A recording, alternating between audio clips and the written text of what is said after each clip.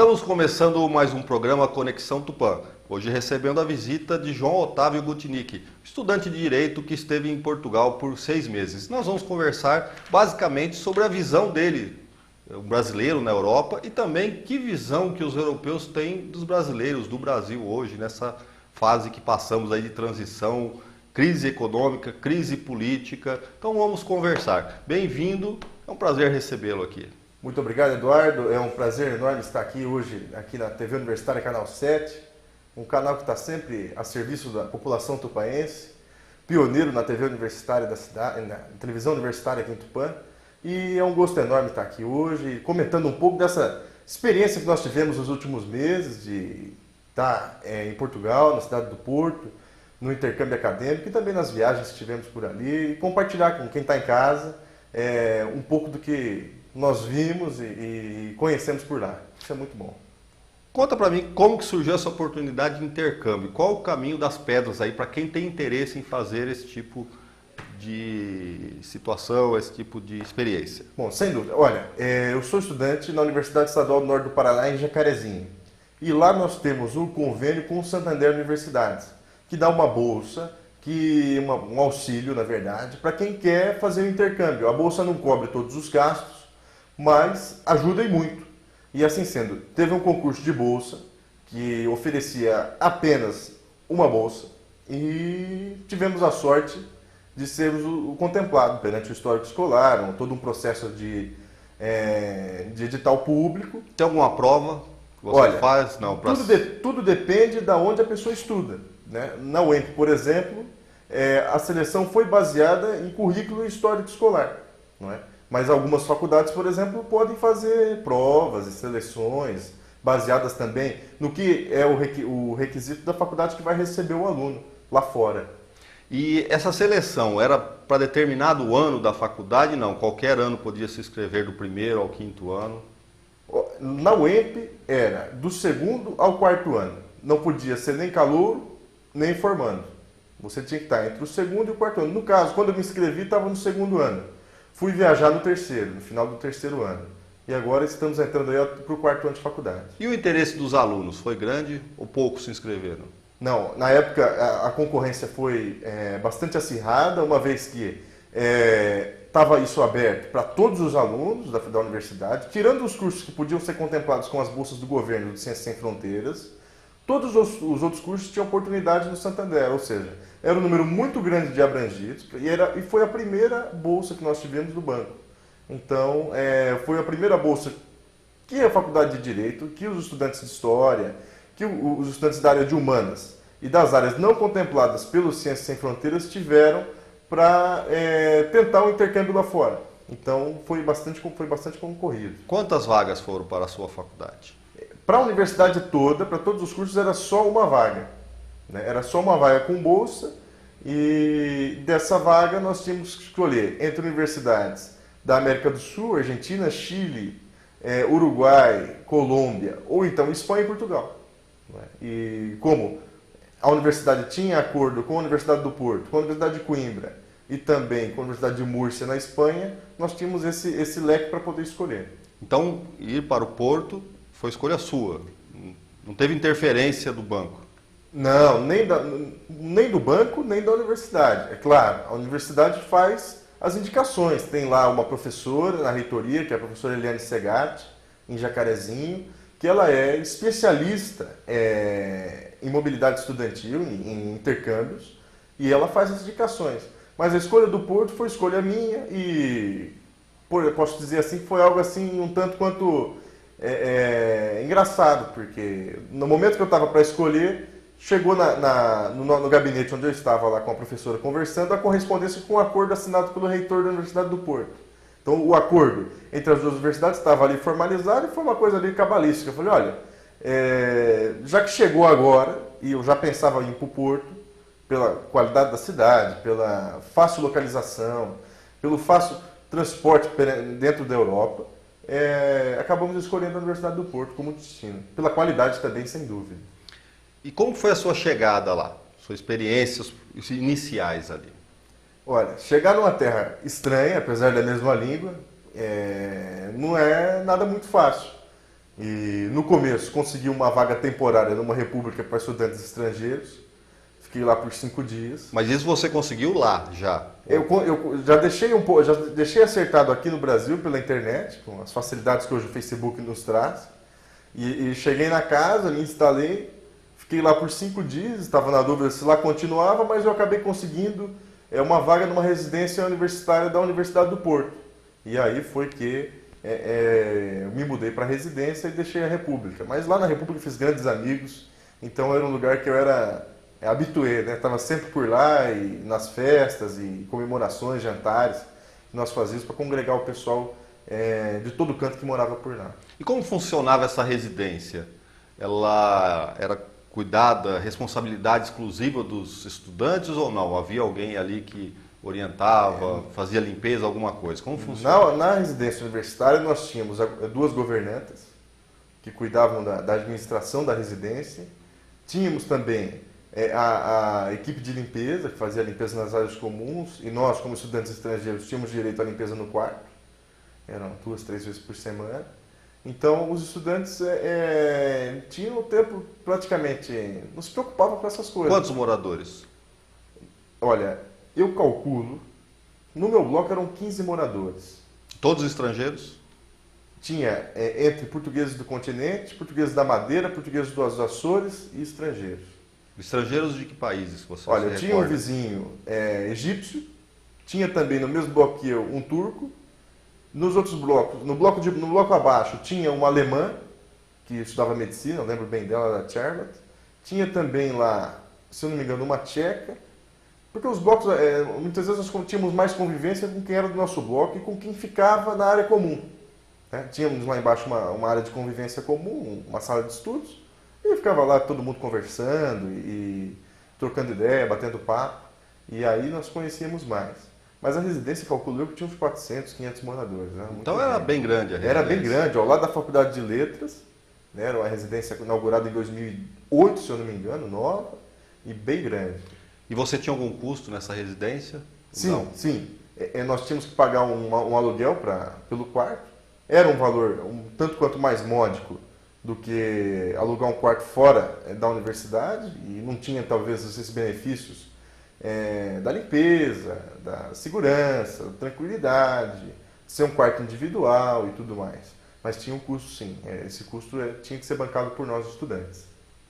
E você lá tinha um dia a dia de universitário comum, como os outros, tinha aula durante a manhã, à noite, como que funcionava? Isso mesmo, era o universitário comum e muitas vezes até mais corrido do que o universitário comum, porque eu tinha aulas em vários anos diferentes, né? Eu tinha aulas com o 4º ano de Direito e com o 3º ano de Direito. E tinha também aulas com mestrado em Direito, com mestrado em Economia na Faculdade de Economia e com a graduação, no último ano de graduação em Economia, na Faculdade de Economia também. Mais um curso de alemão que eu fazia junto com o curso de Relações Internacionais na Faculdade de Letras. E esse curso de alemão foi escolha sua? Não, era obrigatório? Não, foi escolha minha, foi uma oportunidade que nós tivemos de complementar créditos e escolhendo o curso de alemão, que inclusive foi uma experiência espetacular, porque o curso era dado por uma professora suíça. Então ela saiu da Suíça, foi a Portugal fazer um mestrado e ficou lá. Como Portugal manda professores de português para toda a Europa, todos os países da Europa mandam professores das línguas nativas, fazem esse intercâmbio. Isso é muito interessante. Eu tinha amigos que faziam francês e a professora era mesmo francesa. Tinha amigos que faziam espanhol com uma espanhola. Nós tínhamos aulas de russo, oportunidades assim muito interessantes mesmo. Ou seja, você estava no meio de uma verdadeira Babel ali de todas as línguas que você pudesse imaginar e algumas talvez que eu acho que você nunca tivesse pelo menos ouvido. Conhecesse de ouvir falar, mas não tinha ouvido o som dela. Exatamente. Na Faculdade de Letras, se eu não me engano, tinha aulas até de grego antigo. Uma coisa assim muito, muito misturada. A Faculdade de Letras tinha esse ar assim mais aberto. Pelo curso de línguas e pelo curso de relações internacionais, ela era uma faculdade mais estrangeirizada, vamos falar assim, usando esse termo, ela era mais aberta para o mundo. Isso era muito interessante mesmo. Então você estava respirando ali cultura e conhecimento em altas cargas. Sim, tinha vários amigos de todo canto, alguns amigos poloneses, italianos. E como a gente tinha essa convivência quase que diária, também com espanhóis, Isso era muito interessante, porque a cultura é muito diferente. Às vezes as pessoas pensam coisas que nós nem imaginamos, ou chegam a conclusões por caminhos que a gente nem pensa passar por eles. Isso é muito interessante. Foi uma oportunidade de aprendizado única, conviver com pessoas de vários cantos diferentes, inclusive com brasileiros de cantos diferentes. Eu tinha muitos amigos paraibanos, Minas Gerais, do Rio Grande do Sul, também conterrâneos paulistas. Tinha gente, saiu de Belém, tinha uma grande amiga do Pará. E isso era muito interessante mesmo. E todos eles falavam português, esses estrangeiros aí dos vários cantos do mundo? Ou tinha algum que ainda falava inglês, por exemplo? Olha, nos programas, dentro da Europa tem um programa de intercâmbio muito forte que é o Erasmus. Então, os estudantes de universidades europeias ganham bolsas da Comissão Europeia para viajarem e fazerem essa mobilidade que nem nós fizemos daqui com Portugal. E muita gente tinha dificuldades de aprender o português, porque a língua portuguesa, querendo ou não, é uma língua muito complexa. E nesse caso falavam inglês. E a Faculdade de Economia, eu me recordo, que dava várias disciplinas em inglês. Os professores lecionavam na língua inglesa para facilitar para esses estudantes que estavam aprendendo ou tendo o primeiro contato com a língua portuguesa. E no currículo? O currículo é muito parecido com o brasileiro, ele vale para o seu curso aqui? As disciplinas lá cursadas, se eu não me engano, entram aqui como um extra. Elas entram como disciplinas opcionais, entram para o nosso histórico, para o nosso currículo, como disciplinas cursadas lá fora, aprovadas e tudo mais. Porque muitas vezes não existe, por exemplo, na grade do curso de Direito, um curso de Direito da concorrência. É uma coisa que ela é diferenciada, é uma matéria mais aprofundada que, por exemplo, lá é dada no mestrado em Economia. Então, isso vai entrar, é claro, como opcional, ou então como tópicos avançados e coisa assim. E o que você percebeu ali da didática? O que é diferente em relação a Portugal e em relação ao Brasil? Alguma coisa chamou a atenção? Falar, pô, no Brasil isso é tão diferente? E semelhanças também. Você fala, pô, eu já vi isso lá. Olha, não podemos negar que a nossa base jurídica é muito parecida, é romanística, o direito francês e tudo mais. Mas uma coisa que me chamou muita atenção foi a figura do professor e o respeito, muitas vezes até exagerado, que as pessoas têm por ela, não é? Às vezes por não colocar aquilo que ele está dizendo em dúvida. Isso foi uma coisa que me deixou bastante surpreendido. Tanto é que nas aulas que iam mais brasileiros, éramos nós que fazíamos a maioria das perguntas, que colocavam aquilo em xeque, e os estudantes portugueses sempre anotando muito, muito preocupados com a matéria e com o que o professor falou e tudo mais. E aqui nós temos assim um ensino, me parece, um pouco menos teorizado, menos carregado de matéria e mais dinâmico. Mas é uma diferença, porque lá também o exercício da profissão na área do direito depois é diferente. A pessoa tem que passar por um estágio junto com um advogado que é patrono. Ali ela vai aprender o que é advocacia. E aqui no Brasil não. No meio do curso nós já temos estágio, nós já temos essa questão de obrigatoriedade, inclusive, do estágio para colar grau. Nós temos essa questão do exame da OAB, que você passou no exame, de cara já pode advogar até no Supremo Tribunal Federal, você tem o número da ordem, você é um advogado como um que tem 50 anos de carreira. Então você tem as mesmas liberdades que ele tem, você não tem restrições. Então isso é uma coisa que chamou bastante atenção, essas diferenças na questão do estágio e também na questão da figura do professor e da aula ser assim muito anotada e algumas vezes não tanto questionada. Isso se via muito na graduação. Já no mestrado, as pessoas eram mais críticas, já faziam mais perguntas, aquilo já era um tanto mais aprofundado. Mas sem dúvida alguma, eram aulas espetaculares, as pessoas tinham pesquisas levadas muito a sério, os professores não tinham às vezes não tinham uma produção bibliográfica imensa, mas o que era feito era muito sério e muito bem feito, isso é muito interessante. E a maioria dos professores era de portugueses? Sim, tirando essa professora de alemão, que era suíça, os outros professores eram todos portugueses. Na Faculdade de Direito da Universidade do Porto, como é uma faculdade jovem, que tem 20 anos, como eu, é de 1995, existem muitos ex-alunos que se transformaram em professores. Isso é muito interessante, eles têm um amor muito grande pela casa. Isso é muito legal. O Porto ele tem uma característica em relação ao resto de Portugal, que ele tem um sotaque mais carregado. Né? Sem dúvida. E você teve muita dificuldade com o sotaque, com a pronúncia do português do Porto, do norte de Portugal? Eduardo, eu sei que você conhece bem Portugal e quando nós vamos para o norte, o sotaque do norte é muito mais carregado, é muito mais difícil de entender, cortam muitas palavras. Atropelado. Vezes, né? Atropelado, falam rápido e falam cortado. E às vezes, por exemplo, lembra muito o espanhol. Né? A pronúncia do V é quase impossível. Né? Eu vou. Eles leem o V como B. Não é? Isso foi assim algum tempo para para perceber melhor o que estavam falando. Quando estava em Lisboa, fui algumas vezes até Lisboa, a Coimbra, ali se percebia que no centro e para o sul o sotaque era muito mais compreensível, no Algarve também. Em Lisboa muitas vezes lembrava até o nosso carioca, o jeito que os cariocas falam, muita coisa era muito parecida. Aí você vê a influência de Portugal até hoje no carioquês, vamos dizer assim. Sem dúvida, parece muito. O sotaque de Lisboa é muito parecido com o jeito que os cariocas falam. E o carioca ainda acho que é mais misturado um pouco com o francês.